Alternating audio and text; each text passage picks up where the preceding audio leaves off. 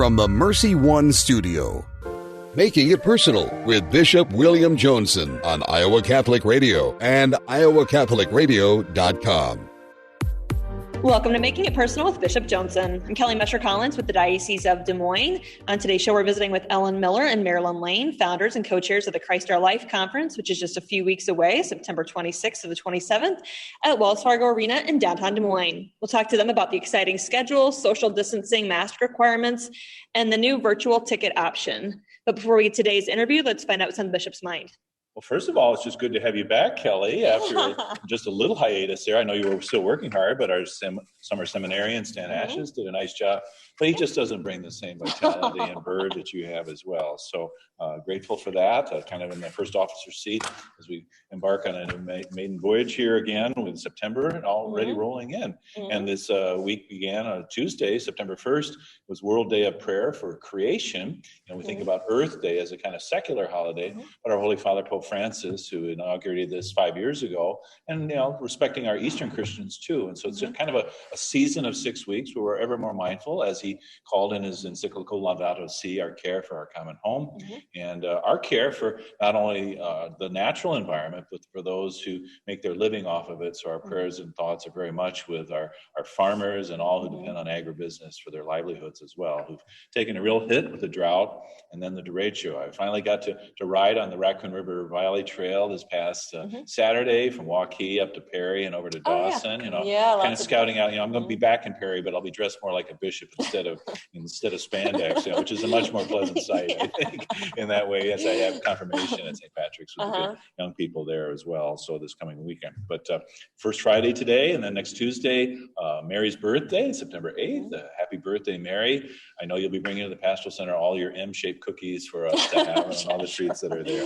No expectations, but hey, just sowing a seed there well as we might go forward to that. So again, we're conscious of our national environment. Now we move into the political season, and I think our faithful citizenship, that we're citizens of this world, but ultimately we're citizens of a kingdom made by human hands. And we experience that tension once in a while because we don't fit in any one category, and yet our values and things. So my brother bishops in the state of Iowa, we've offered some new reflection on that faithful citizenship document, and so some guidance for our own prayer and discernment of conscience. Our Paul tells us we need to be discerning what is good, pleasing, and perfect, to see things as much as we can from God's mind. And so these very kind of thorny political challenges that we face, whether it's the economy, whether it's our relationships with brothers and sisters from different races and they're there, our concern for healthcare in light of the pandemic is intensified in another way.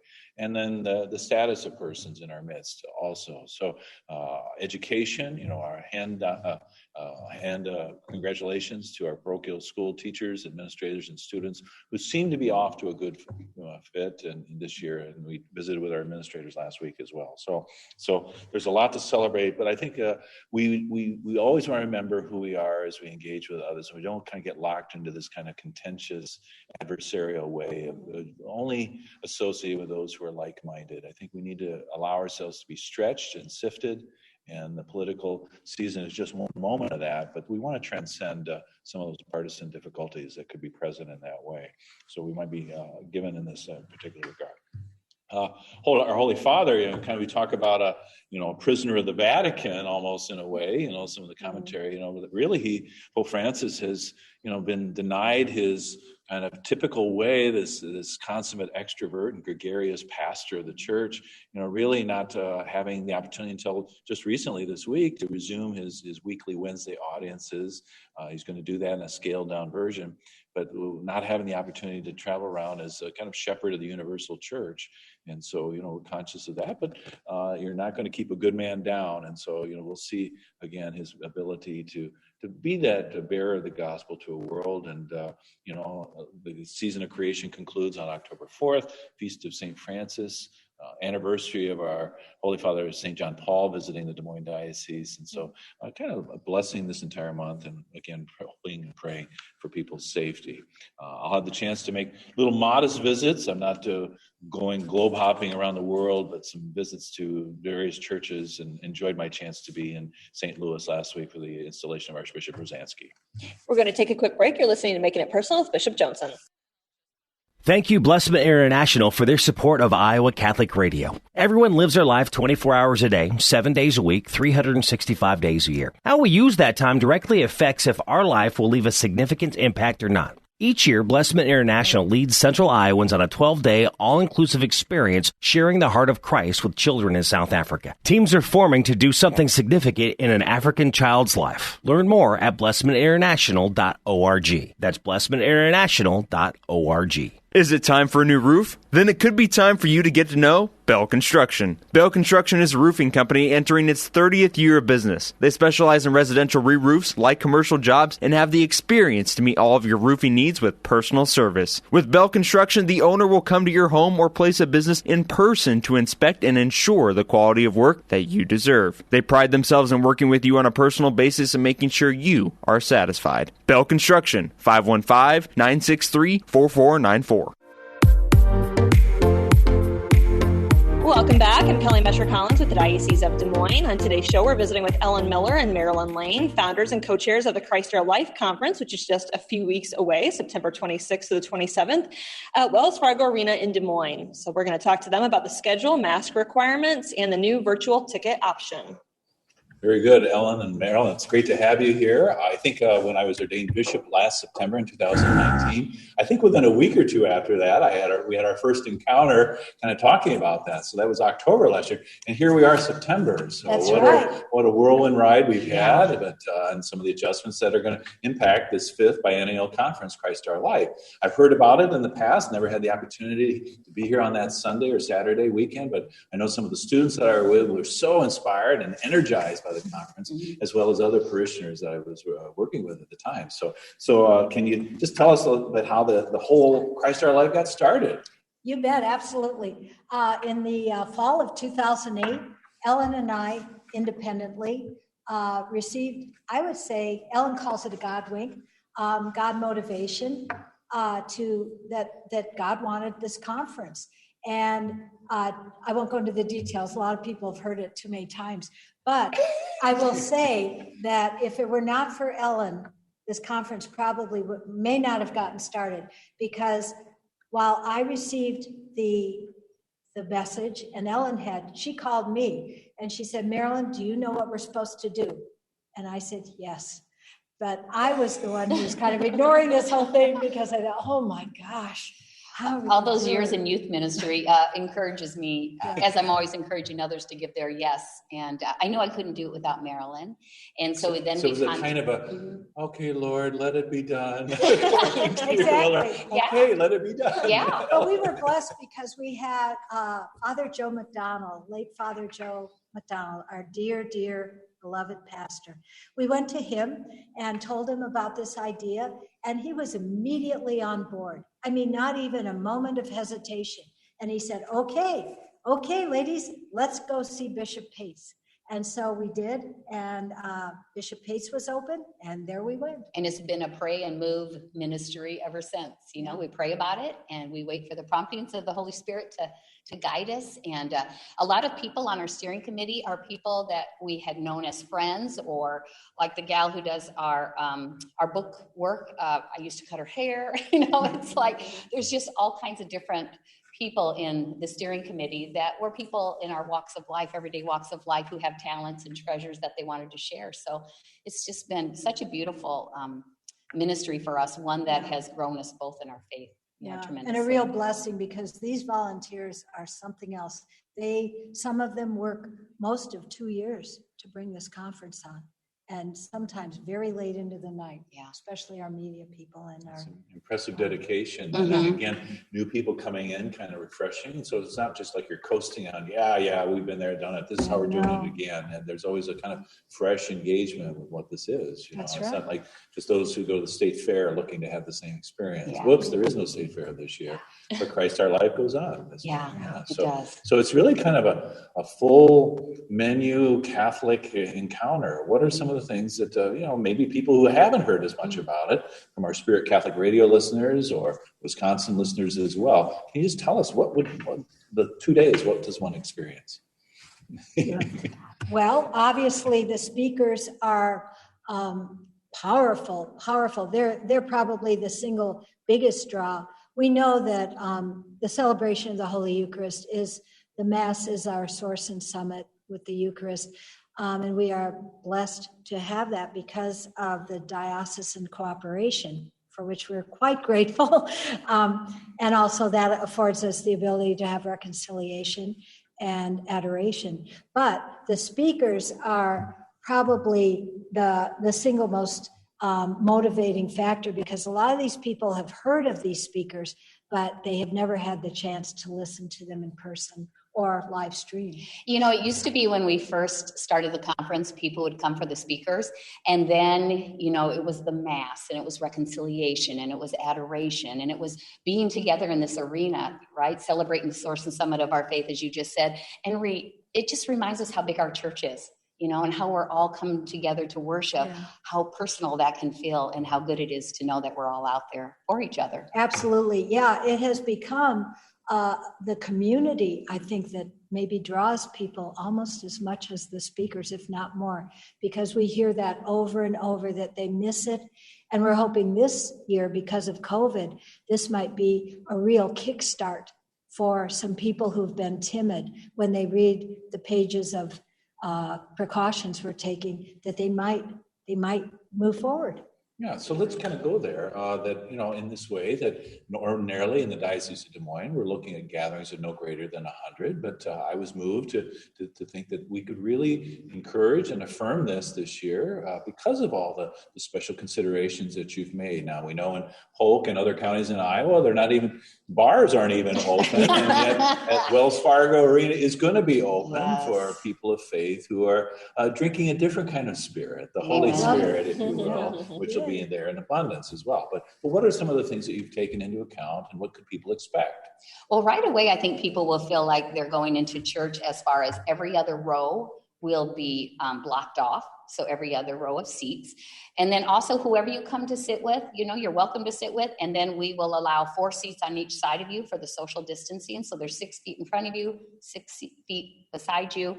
That's one thing we're doing. Also the masks, you know, in common places. We're asking people to come in wearing their masks, have their masks on when they're checking out the vendors, using the bathroom, buying their food. But once you're sitting down in the arena, you're welcome to take your masks off.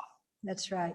Okay, so could I just reiterate that? So when you enter, expect to have a mask. The masks are required even to gain access to the arena, which that's maybe taking an even more strict or more higher expectation, even than as we come to Mass, where it's strongly encouraged, and people are generally cooperating with that. But you can't even gain access unless you have a mask. And then only once you get to your place in that way. Because of the scale of this, you know, we don't want this to be a super spreader event in any way, because that would really discredit our faith too, you know, that we would have that presumption. I interrupted, though. You were going to share some other things as well. Oh. No, I didn't think you interrupted at all. Actually, no. I was going to address the mask situation. And of course, we're asking people to be cautious when they get out into the concourse about social distancing there also. But I think it's going to be great. I think because we're trying to be proactive in spacing out people when they enter, that as we had talked about ourselves, about parking lot, we're going to have volunteers that are going to meet people. Not all of them, we can't cover all of them, but meet people in the parking lot. And if they don't have a mask, these people will have masks on hand. They will inform them about some of the requirements and the fact they need water. And they're going to have the ticket. We're going to collect your tickets in the parking lot if possible to kind of help you out and kind of make that a smoother transition. So we're going to hand you your wristband and we're going to take your tickets in the parking lot. Wow. So you don't have to stand in that long line as some people have in the past, you know, which is a blessing. But really with about 2,400, 2,500 people in the arena that holds 16,000, we think that your social distancing will be well into play. And then we hope you come into the arena and feel the love and the joy of the Holy Spirit and the celebration of the Mass and all of the beauty that it brings. And you're going to feel right at home, I have no doubt. So marvelous. Now, as I look at the speakers, some are international figures. So is everyone appearing live to speak to us? And can you talk about the extended community that we're going to have? Oh, we are really excited. I feel like God has personally selected some of these people for this time, for this very time. And no, they will not all be in person. And Ellen will address. We kind of divide up responsibility for speakers, and two of her speakers are actually international. And I'll let her talk about those in a minute. But we have Father Don Calloway, who is he's flying here from California, but he's typically at Steubenville. And anybody who has ever heard his testimony is sure to be here, live stream or in person, because he has one of the most powerful testimonies of any priest I have ever heard. I heard him for the first time back in 2005. It's a long time ago. He was very young. I was younger too. And he just became a priest. Yeah, he had just become a priest, and he was just. I mean, how many priests do you know that had been previously a member of the Japanese mafia, for example? But anyway, his faith has just grown exponentially, and this most recent book that he has written about consecration to Saint Joseph, he's going to do a whole talk on that, and people are going to know Saint Joseph in a way that they never have. And we're super excited. Oh, don't we though? Yeah. And I read that book, and it just really gave me such an appreciation for St. Joseph. I mean, I remember to ask him to pray for me now. I'm like, I need to put him to work. I don't think he's busy enough. And then, of course, Magnus is coming back, McFarland Barrow, and he will be live streamed, I should say that. With COVID and everything going on around the world, he's going to give us an update about how Mary's Meals is able to feed those 1,600 and some children around the world, and even more, some who have had their feeding programs taken away from them, that they've been able to step up to the plate and feed. 1 million. Oh yeah. That's what I need my co-chair for. 1,600,000 and some thousand children each and every day. So now they've set up a program where they're able to take the food home, these kiddos, instead of having it cooked at school. So they're still getting fed. Even more children are being fed. And he's going to share with us a little update on that. And maybe even take us to his shed in Dalmally, Scotland. We're hoping. Yeah, the shed that fed 1 million. Yeah. It's better than Rick Steves then, right? Yeah, there you go. That's right. European travels. And then we have Sister Miriam James Headland, who is well known at NCYC. She rocks the house there. Powerful young woman who has overcome many obstacles, and she brings Christ to people, not just young people, but in particular young adults, but all of us, in a way that is very personal, very, I don't know. Well, and her testimony on reconciling, and what that did for her life when she reconciled with some people in her past that had hurt her is just absolutely beautiful. And I think she can really bring that home to each and every one of us who sometimes struggle with those, I call them prickly people in our life. Right. And in our contentious society right now, and the tension we feel, the political climate and then the racial tensions that are continuing to manifest themselves. We need that word of reconciliation so much. And spiritual. And as you're right, it starts in our families, but how that can radiate outwards and touch our communities and our country in that beautiful way that's there. So, and our young people are kind of stepping up to volunteer extra capacities this year. Yes, right? Because they are. They're generally safer status, so they're going to be performing some of the ministries too, aren't they? Eucharistic escorts. We're going to have some Eucharistic ministers who are young adults. And they'll be at the vendors, bookstores and such with our speakers selling and taking care and helping with that. So we're very excited to have our young adults helping. Mm-hmm, mm-hmm. Very good. And one other international speaker, right? Yes, Mariana. Yeah, Mariana Soldo. And Mariana, many of you might have heard her name. She is from Medjugorje. She has become a dear friend of Marilyn and mine after taking 16 years of pilgrimages. Yes. This year, of course, we did not. We've been inviting Mariana now since 2010. So we are very excited that she's finally been able to give her yes. Oh, so this is her first appearance. Yes, very first I appearance. didn't know she was a long-time friend of the She'll be live streamed, so of course, with COVID. But so talk about people. I hear there's a virtual ticket option as well as people still have the opportunity to get tickets. So different options for people to be fully plugged into this. Can you talk about how one accesses all that? Oh boy.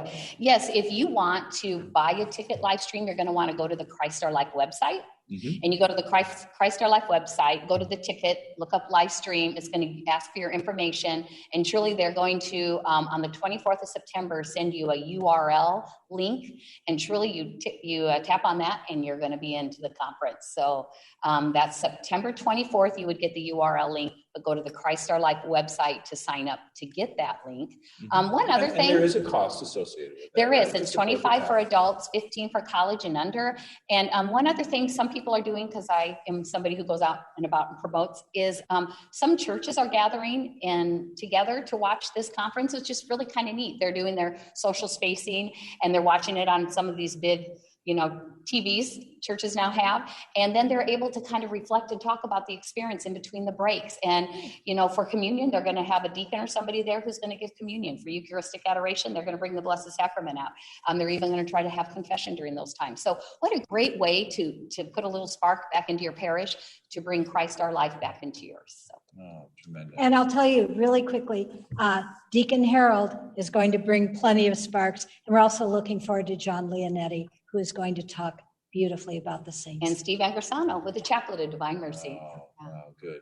Well, John Leonetti, the inimitable John Leonetti. Yeah, oh my our goodness. own homegrown boy. I wish he had a little more energy and enthusiasm. He's such a stick in the mud. But, no, that man is on fire everywhere he goes, as are you, ladies. And so thank you for the graces that you're bringing in as kind of mediators of all of this and what you've done and your great sacrifice and commitment to all of the Christ Our Life. So I look forward to it very heartily, a privilege to be one who can celebrate and share a message as well. And then hopefully, this just kind of streams out into the Diocese of Des Moines as it has every 2 years. So we even have friends from Ireland joining us this year, Bishop, and England from live streaming. That's right. Powerful.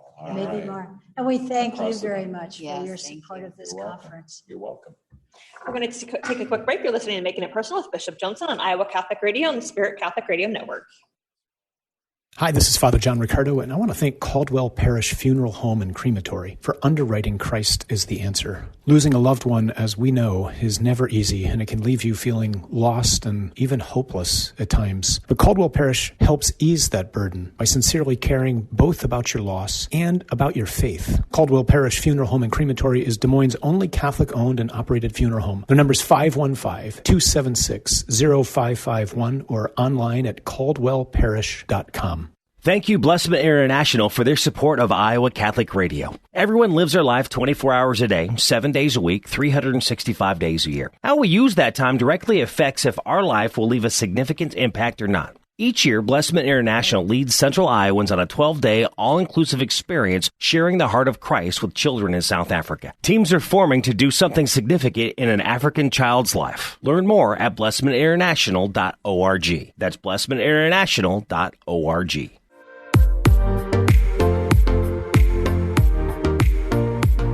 Welcome back. I'm Kelly Mesher-Collins with the Diocese of Des Moines. Well, excited about the Christ Our Life conference. They are great ambassadors, aren't they, at this conference? They've got me stirred and looking for all the more to it. And I think, again, some of those anxieties that might come with going out in public and being with a group of people, even faithful Catholics and Christians of goodwill like that, I think have been assuaged a little bit by the measures that they've been able to take, so that one can go to confession and time for adoration, but all just those other kind of encounters and experiencing communion, and it's not just for our young people, but for all of us. I do really appreciate how, especially as we see the incidence rate of COVID and things creeping up. Story County is kind of ground zero in our country right now, which doesn't exactly put a positive spin for all the cyclones among us, but it is what it is. We pray for the safety of people, including my own mom, as she moves about. She's got her masks that she always wears, and I finally ventured out to Mass a little bit at St. Cecilia's Parish there. So I think it's something we take seriously, but we're also not just kind of peered in and so focused, but our solicitude for all of our brothers and sisters around the world. And we know some of them who don't have the access to health care that we do. And so we lift them up as well, and appreciative of those who step forward with the relief and the COVID Relief Fund and all the others who have been impacted in any way by what's facing us. So We think about September into October, the rogation days, the yielding to ember days as the harvest comes in, and that's there. But the Catholics and Christians and monks going way back have been at this for centuries, haven't they, Kelly? Yes, Catholic monks. When you talk about agriculture, they have vineyards. And did you know that Catholic monks have a deep part in the history of wine? I know you're a wine connoisseur. I had some awareness of this, but I'm sure you can enlighten me even more. So. Right.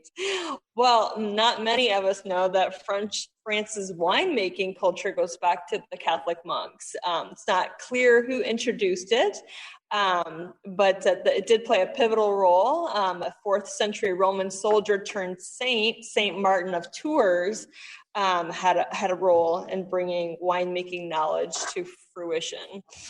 And also, for all these animal lovers out there, it turns out that somewhat inadvertently it was pioneered by the saint's donkey, who chewed part of a local wine plant in terms of pruning. So that actually I don't know. That came from one of God's creatures. I think you're stretching credulity there, but maybe whoever sharing that story had a couple glasses from the vineyard. Could be. Siphoned it off. Could be. That was according to legend. Yeah, that the selective removing.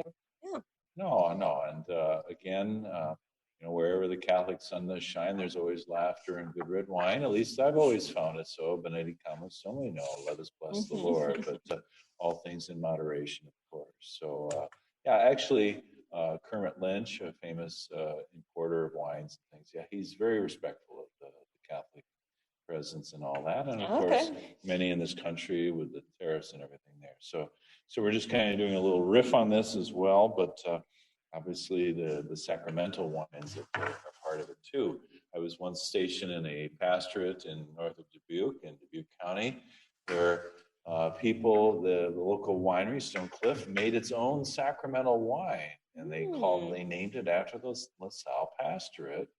And so people may be confusing a little bit, so they say, oh, Jesus tastes so good, that they made it available in the local convenience stores and markets as well. So non-consecrated wine. They're right. But obviously the transformative effect into Jesus' body, blood, soul, and divinity. And so that's what obviously is the gift that comes down from heaven that we can't produce. All right, this has been another edition of Making It Personal with Bishop Joensen. Thank you to our guests and all of our listeners in Iowa, Nebraska, and Wisconsin on Iowa Catholic Radio and the Spirit Catholic Radio Network. You can hear Making It Personal with Bishop William Joensen every week on Iowa Catholic Radio and iowacatholicradio.com.